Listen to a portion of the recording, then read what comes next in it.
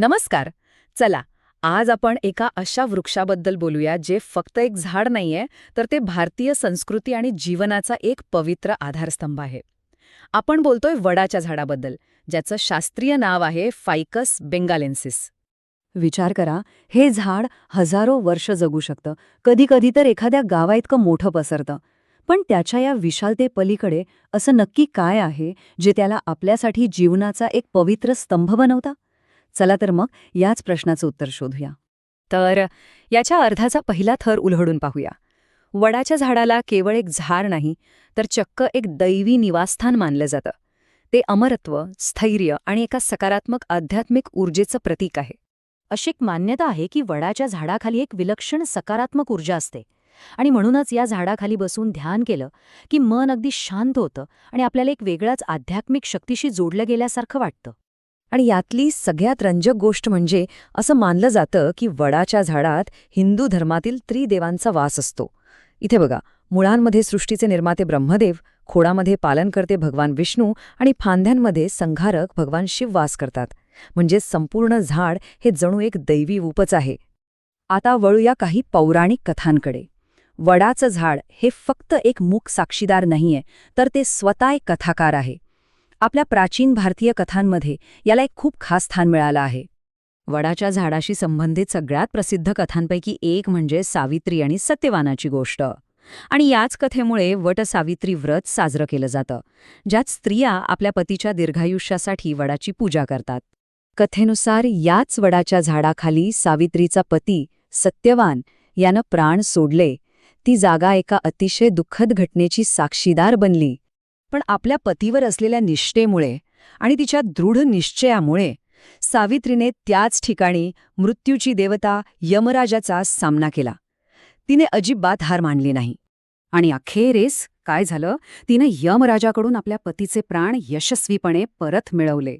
तेव्हापासून हे वडाचं झाड फक्त एक झाड राहिलं नाही, तर ते निष्ठा आणि शाश्वत जीवनाचं प्रतीक बनलं. बरं, हे झालं आध्यात्मिक महत्त्व. पण आता ह्याच्या पलीकडे जाऊन त्याचं वैज्ञानिक आणि सामाजिक मूल्य काय आहे ते पाहूया.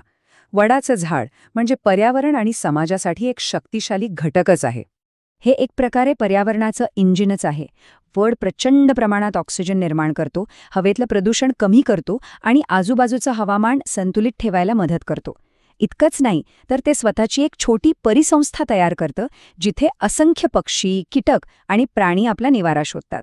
या झाडाच्या पानांपासून सालीपर्यंत आणि त्यातून निघणाऱ्या चिकापर्यंत प्रत्येक भागाचा उपयोग शतकानुशतके पारंपरिक औषधांमध्ये केला जातोय.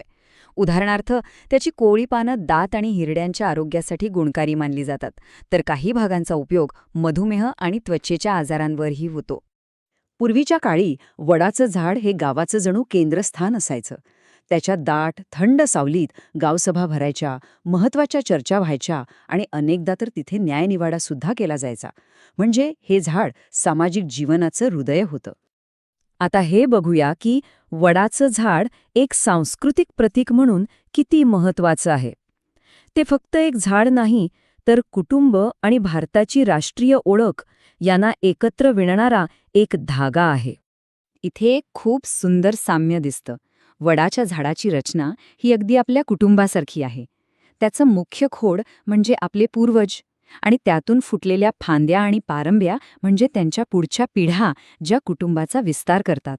आणि म्हणूनच त्याच्या या विशालतेमुळे आणि खोलवर रुजलेल्या सांस्कृतिक महत्त्वामुळे वडाच्या झाडाला भारताचं राष्ट्रीय वृक्ष म्हणून अधिकृतपणे मान्यता देण्यात आली आहे.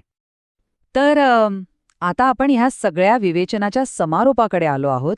ह्या सर्व गोष्टी एकत्र केल्यावर आपल्याला कळतं की वडाचं झाड भारतासाठी जीवनाचा स्तंभ का आहे. त्याच्या अर्थाचा खरा गाभा आता आपल्यासमोर स्पष्ट होईल. याला आपण संगम म्हणू शकतो. संगम म्हणजे जिथे वेगवेगळे प्रवाह एकत्र येऊन एकरूप होतात. वडाचं झाड म्हणजे अध्यात्म, परंपरा, विज्ञान आणि पर्यावरण या सगळ्यांचा एक सुंदर संगम आहे. ह्या झाडाचं संपूर्ण अस्तित्वच आपल्याला एक मोठी शिकवण देतं. त्याचा विस्तार, त्याची सावली, असंख्य जीवांना दिलेला आसरा, हे सगळं आपल्याला एकाच अंतिम सत्याकडे घेऊन जातं. आणि ते सत्य आहे, जगणे म्हणजे इतरांना आधार देणे. जसं वडाचं झाड आपल्या पारंब्यांच्या सहाय्याने स्वतःला आणि आपल्या सभोवतालच्या जीवसृष्टीला आधार देतं, अगदी तसंच खरं जीवन हे इतरांना आधार देण्यातच आहे. हाच या महान वृक्षाचा अंतिम संदेश आहे.